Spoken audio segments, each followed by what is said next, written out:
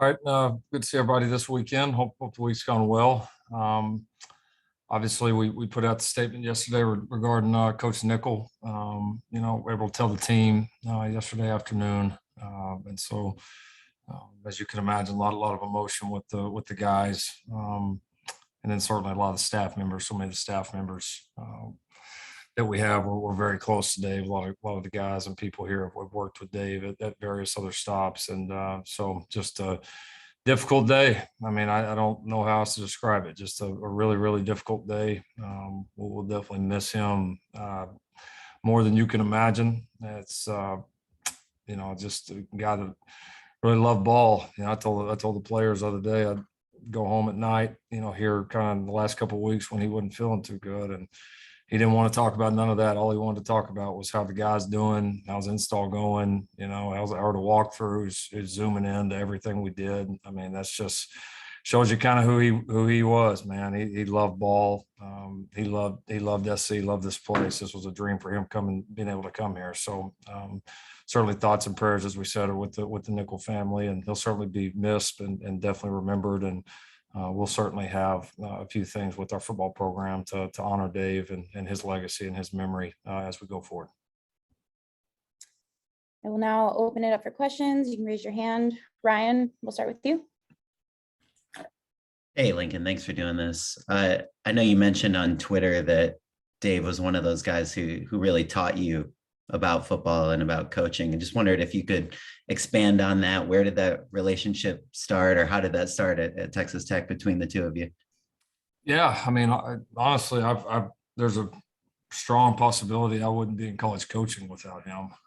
In a lot of ways, he was really the one that kind of gave me my first shot to walk on at Texas Tech when he was an offensive assistant there, and then when I got into the coaching side of it, he was really the one. When I was a student assistant and didn't know anything about anything, he was kind of the guy that guided me, kind of led me, kind of taught me how to become a coach.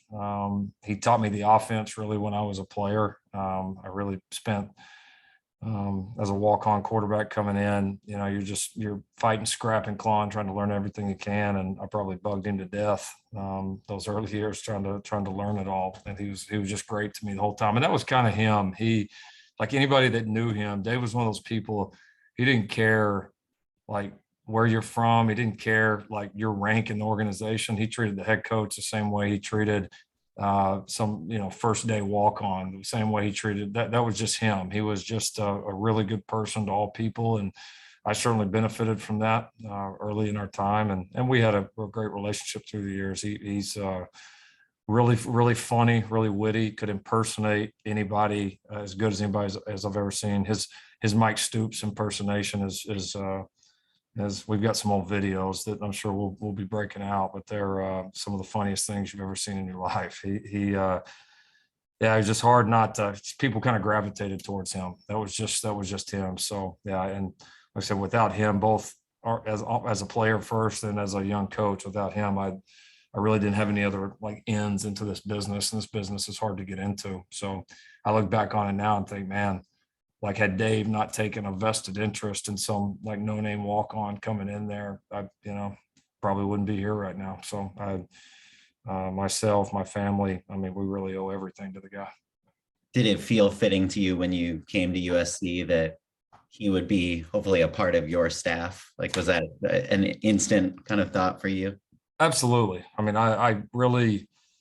he was a guy, anytime I thought about staff members, whether it was as an OC, because we were able to hire him and work together at East Carolina a few years ago as well. And so he was always a guy that I wanted to work with. We worked well together. They complemented each other. And so, yeah, I mean, and then with his experience on the West Coast, I mean, when we decided to take this job at SC, I knew from second one that I was going to try to hire him. I mean, he just, he's just one of those guys in the business that knew our stuff inside and out. Again, you could just trust him.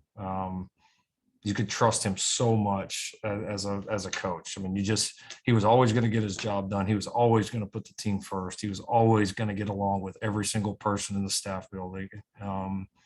He just was an epitome of a great coach and a great person. Adam? Lincoln, very sorry for your loss. Are there any lessons that you learned from him in those early days at Texas Tech that really stand out to you now that still guide you as a coach? Yeah, I mean, I would say like Dave was so driven, like our paths were very different. Like I got really fortunate when I was at Texas Tech and kind of worked my way up into being a GA. I was a GA 1 year and then got hired as a receivers coach. My shot came early to get on the field.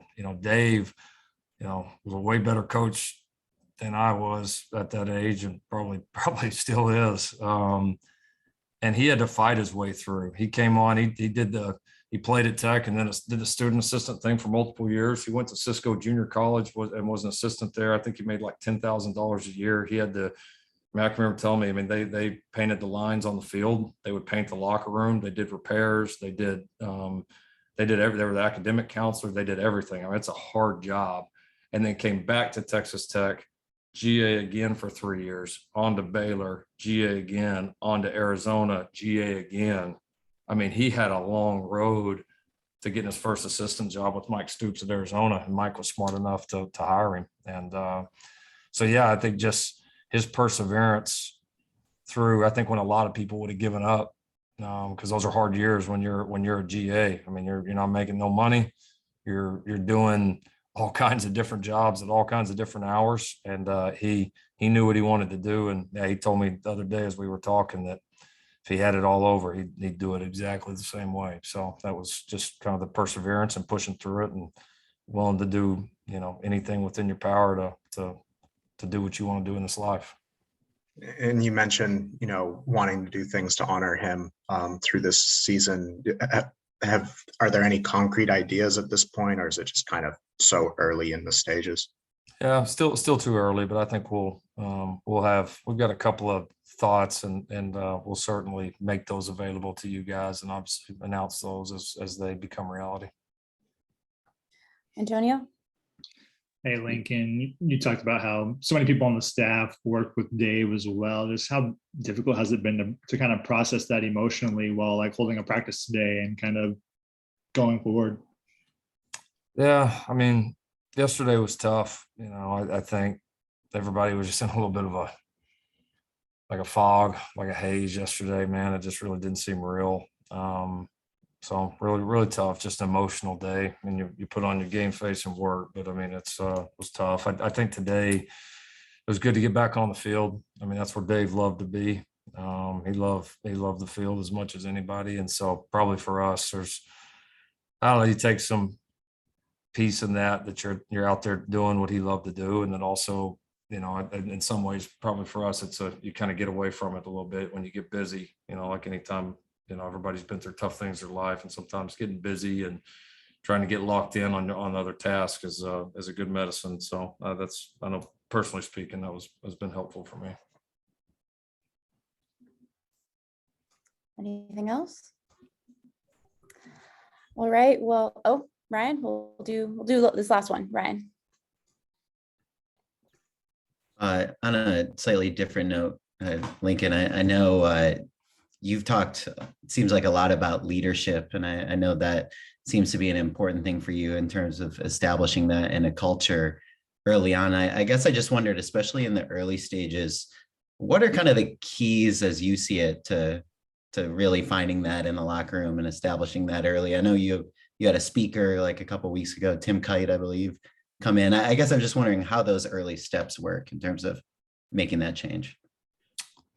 Yeah, a lot to it. I think as far as kind of identifying and maybe arming these leaders to be what this program and this team needs them to be. I think first you got to is educating these guys. They've got to know the culture and kind of where we're headed just as much as the staff does. They're going to help you set direction. They're going to, the player-led teams a lot of times become your best teams, your strongest teams, your championship teams. And so, we've been able to identify a group of guys within the team that we've met with often. And even within that, there's, I'd say a little bit smaller group of guys that have really got to become the alphas, really become guys that, you know, are fully invested and have a voice on this football team, and are not afraid to use it, not afraid to push guys, to challenge guys, to encourage guys. So I like what I've seen up to this point of it. Yeah, we did bring in Tim, you know, not I don't know, he's not really a speaker. I mean, he's somebody that we've worked with a lot and are going to work with a lot. Going to really become a part of us. And he's been phenomenal on, you know, helping me, helping the staff, the players, everybody, you know, kind of be able to define and execute this culture that we're trying to build at USC. And so it's made me better. It's all of us. It's pushing us all out of our comfort zone, which is what we all need. It's not like, you know, we're in this with the players. We're asking them to get better. We better be doing the same things ourselves. So that's been the goal. You know, it's obviously early on. I mean, we just got done with our third practice, but you know, this team, you know, there's a good vibe about this team right now. They really like working. They really have taken the things that we have put in front of them and really have improved quickly. And you get a real sense that they're putting a real effort into like fully buying in. And that's been good to see. So we keep doing that. We'll improve quickly. And a big part of that will be obviously the leaders that emerge and how good a job we do building them up, teaching them, coaching them. And that's obviously that's the direction that we're trying to head right now, and a lot of really positive signs. How did you meet Tim? Just out of curiosity. Yeah, he did a little work with us, a little bit more of an occasional basis at OU. Kind of met him through, known about him a little bit, but met him through Coach Grinch, who had been at Ohio State. He did a lot of extensive work with Ohio State several years back. He's resides in the Columbus area. So he's been awesome. It's been you know, this situation coming in here, the timing of Tim and kind of what we're attempting to do right now here is very unique. And so it's been a great matchup for him, this staff and this program kind of all coming together at this point. All right, well, doesn't look like there's any other questions. Coach Riley, thank you for taking the time to do this. And, you know, speaking on behalf of the media, I know they appreciate this moment with you. And I know everyone's thoughts and prayers are with you and our staff and Dave's family. Thank you guys. Have a good weekend.